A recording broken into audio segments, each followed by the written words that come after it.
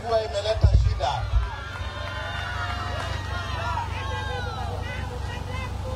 Wassalamu alaikum wa rahmatullahi ta'ala wa barakatuh. Lindi mpo!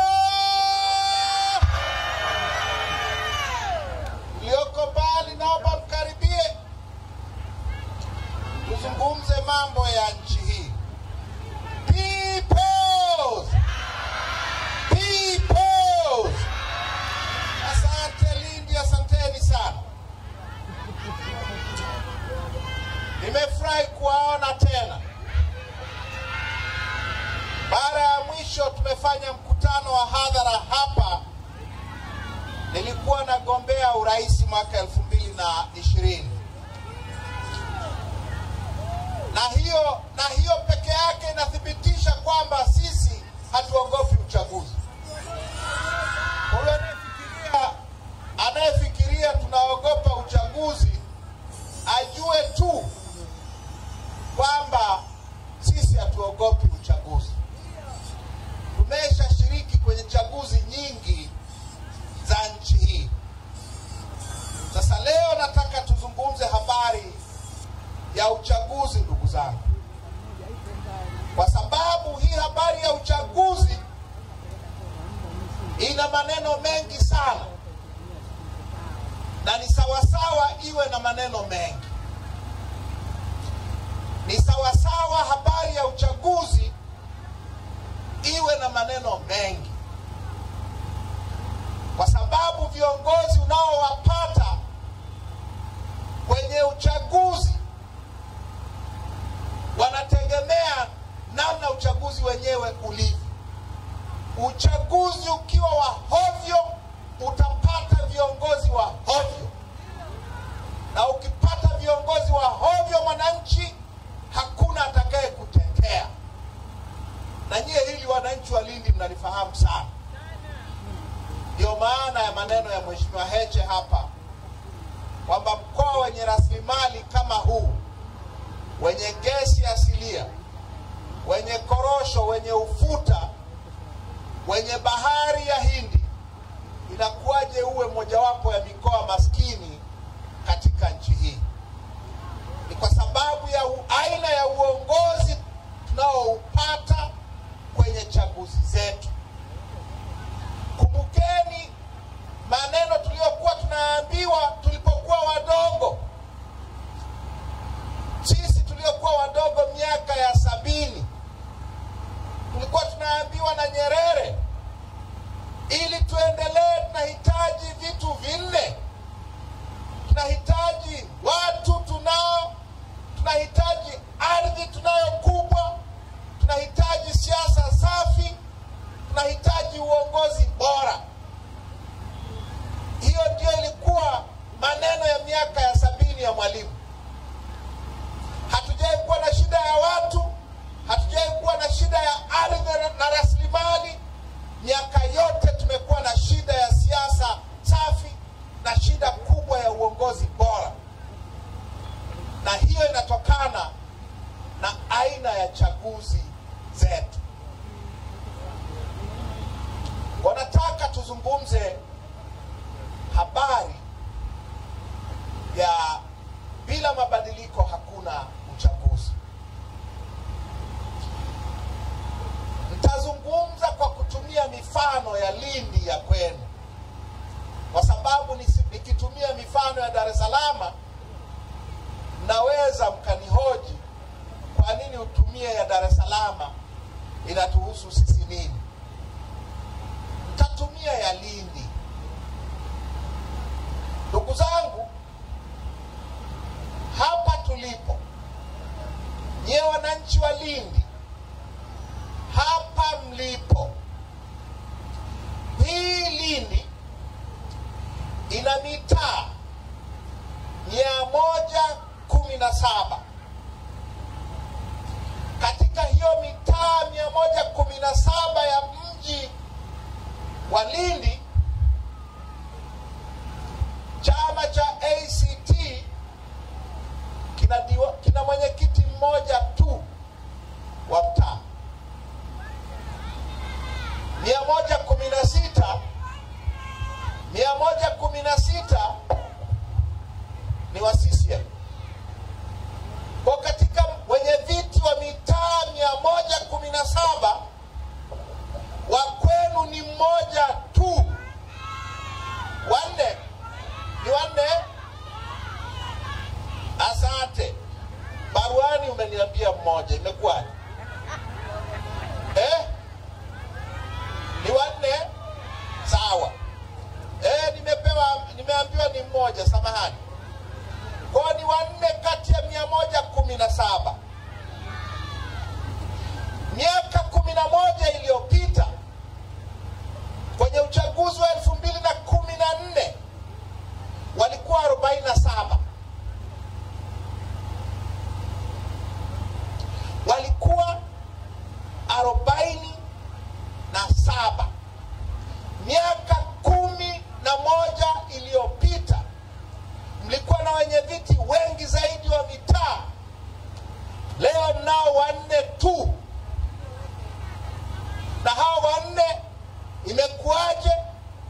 Ni kwa sababu ya engua, kwa sababu ya engua ya mwaka jana. Hapa tulipo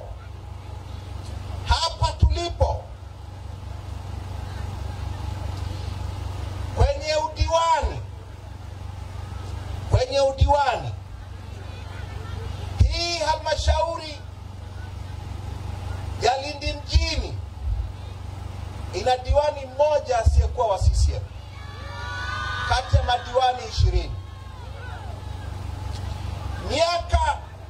Miaka 10 iliyopita, mwaka 2015 kulikuwa na madiwani 9 kati ya 20. Leo yuko mmoja tu. Na hiyo inatokana na vurugu za uchafuzi mkuu wa 2020. Hili jimbo la Lindi mjini lilikuwa na mbunge wa upinzani mwaka 2010. Likawa na mbunge wa upinzani mwaka 2000 na ngapi? 2010 2015 mkoa wote wa Lindi ulikuwa na wabunge wa upinzani 4 kati ya 8. Leo ni 0. Leo ni 0. Na ni 0 kwa sababu ya vurugu za 2020. Maana yake ni nini, ndugu zangu wa Lindi mjini? Maana yake ni kwamba kwenye mitaa yenu yote isipokuwa mmoja au 4, kwenye mitaa yenu yote hamna mtu wa kuwasemea isipokuwa wale 4. Wakiongeza ushuru wa maandazi mnayouza, hakuna wa kukemea kwa sababu wenye viti karibu wote ni wa kwao.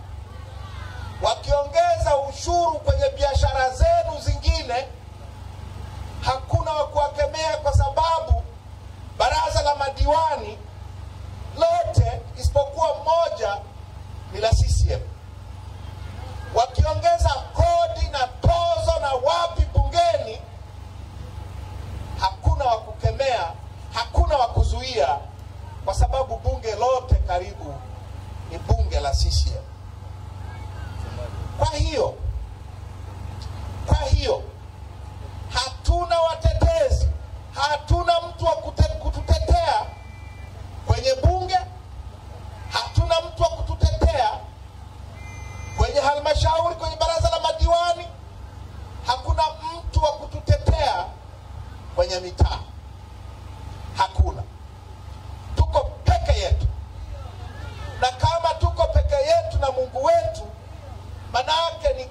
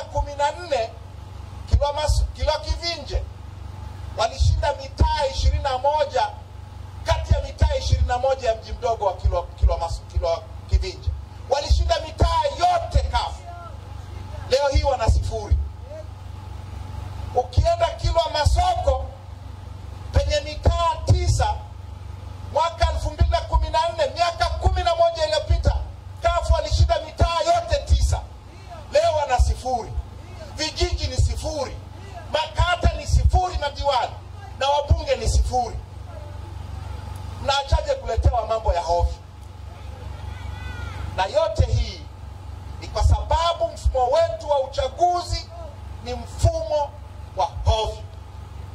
Nimeambiwa hapa huyo aliyeshinda udiwani hapa 2020 alishinda kwa sababu ni mshenga wa mkurugenzi wa mji wa Lindi. Mshenga. Wao akaonewa huruma na nani?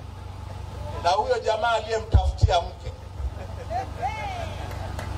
Sasa uchaguzi wa aina gani huo? Sasa ndugu zangu, shida ni nini? Shida ni nini? Shida ni kwamba mfumo wetu wote wa uchaguzi ni mfumo wa CCM. Katiba imetengeneza tume ya uchaguzi, imeitengeneza ki-CCM. Inateuliwa na rais, rais ni mwenyekiti wa CCM, anateua ma-CCM wenzake. Wakurugenzi wanaosimamia chaguzi huku majimboni ni wateule wa rais, na rais ni mwenyekiti wa CCM, kwa anateua ma-CCM wenzake. Ukienda chini kwenye kata, wanaosimamia uchaguzi wa diwani ni ma-CCM watupu. Kwenye uchaguzi wanaosimamia kwenye vituo huku vijijini na mitaani, walimu, manesi, watu gani, wote ma-CCM. Ndio maana kwenye uchaguzi sasa haiwezekani tena kushinda. Ndio maana hizi 0-0. Kwa tunapozungumza habari ya mabadiliko, tunazungumza habari ya kubadilisha huu mfumo wa ki-CCM kutoka juu mpaka chini na kuweka mfumo ambao ni huru. Tume ya uchaguzi iwe ya watu wasiomtegemea rais kwa maisha yao. Wasimamizi wa uchaguzi wa majimbo wanaotangaza wabunge wawe ni watu wasiomtegemea rais kwa maisha yao. Hawa wanaosimamia chini kwenye udiwani, kwenye wenyeviti wa mitaa na vijiji, wawe ni watu huru wasioitegemea CCM kwa riziki zao. Tunapozungumza mabadiliko ya mfumo, la kwanza ni hilo. La pili, ndugu zangu, tuna ugonjwa mkubwa kwenye chaguzi zetu wa kuengua wagombea wa upinzani. Na hili mnalifahamu sana. Umekuwa sasa ni ugonjwa wa kudumu. Tulifikiria ni ugonjwa wa Magufuli, tukafikiri tutapata ahueni baada ya Magufuli kufa. Ugonjwa huo umeongezeka ukali, sasa ni ugonjwa sugu. Mmeyaona mwaka jana chini ya Samia. Ugonjwa wa kuengua wagombea wa upinzani, na wanaoenguliwa ni wapinzani tu. Katika historia ya uchaguzi wa vyama vingi vya nchi hii, hakuna mgombea mmoja wa CCM amewahi kuenguliwa. Hakuna. Sasa hiyo inatokana na nini? Inatokana na sheria ya uchaguzi kuwa ni sheria ya kuwekea mitego wagombea badala ya sheria ya kuwezesha uchaguzi. Ukikosea kwenye picha, sheria inasema ukiwa mgombea uweke picha ya aina fulani. Ukikosea hiyo picha, umekwenda na maji. Hivi picha haiwezi ikarekebishwa. Huwezi ukaambiwa kapige picha nyingine. Ukikosea jina, umekwenda na maji. Hivi huwezi ukakosea kama umeandika jina vibaya au jina la chama. Ukigonga muhuri vibaya, umekwenda na maji, wanakula kichwa. Hivi haiwezekani kuambiwa kapige muhuri sahihi. Haiwezekani. Na hii mitego ni mitego kwa ajili ya wapinzani. Mwaka jana hakuna aliyefanya makosa. Sio wengi waliofanya makosa, lakini walitengenezewa makosa na mkurugenzi na wakurugenzi nchi nzima na watu wao. Ndio maana wakaengua watu kwa maelfu. Sasa dawa ya ugonjwa wa kuengua wapinzani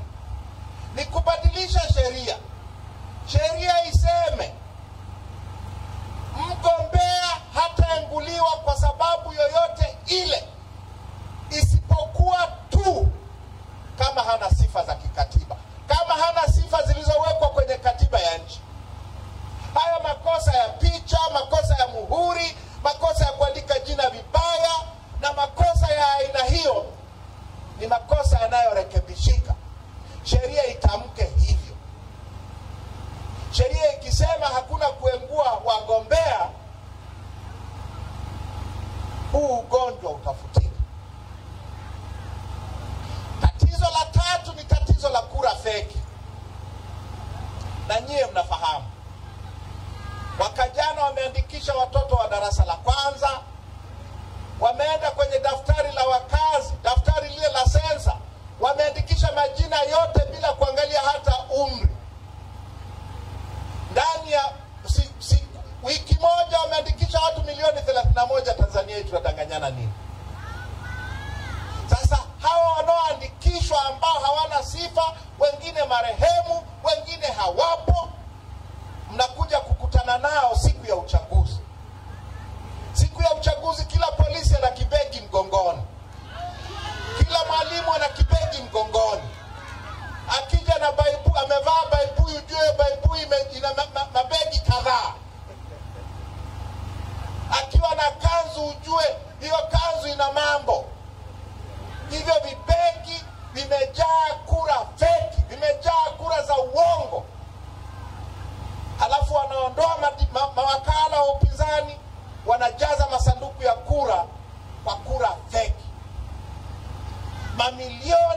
Mamilioni ya kura feki ili kuishindisha CCM. Tunahitaji daftari la kudumu la wapiga kura liandikishwe upya ili kuondoa mamilioni ya wapiga kura hewa ambao wameingizwa na tume ya uchaguzi kwa sasa. Na hilo litawezekana kama vyama vya siasa vinavyoshiriki uchaguzi na wagombea wao watakuwa na haki ya kwenda kuchunguza inakohifadhia tume na kuhifadhia majina ya wapiga kura wote inaowaandikisha nchi nzima. Maana yake tume inatuwekea majina ukutani, inaacha kuweka mamilioni ya wapiga kura hewa ambayo imewatunza kwenye seva za makompyuta yao. Kwa lazima tuandikishe daftari la wapiga kura upya, na vyama vya siasa na wagombea wapate access kwenye hii inakotunzia hizo rekodi zake. La nne, na hili mnalifahamu sana, vurugu dhidi ya wapinzani wakati wa kampeni. Tunafanyiwa vurugu sana. Tunafanyiwa vurugu na wasimamizi wa uchaguzi, tunafanyiwa vurugu na mapolisi, tunafanyiwa vurugu na ma-DC, tunafanyiwa vurugu na maafisa tarafa na wakuu wa mikoa, tunafanyiwa vurugu na watu wa usalama wa taifa. Ni vurugu dhidi ya wapinzani. Tunataka hizo vurugu zikome. Wakati wa kampeni wapinzani wapate haki sawa ya kufanya kampeni kama wagombea wa CCM. La tano, swala la mawakala na matatizo yote yanayohusiana na siku ya upigaji kura. Kwenye chaguzi zetu, ndugu zangu Walindi, mnafahamu, ikifika wakati wa kuweka mawakala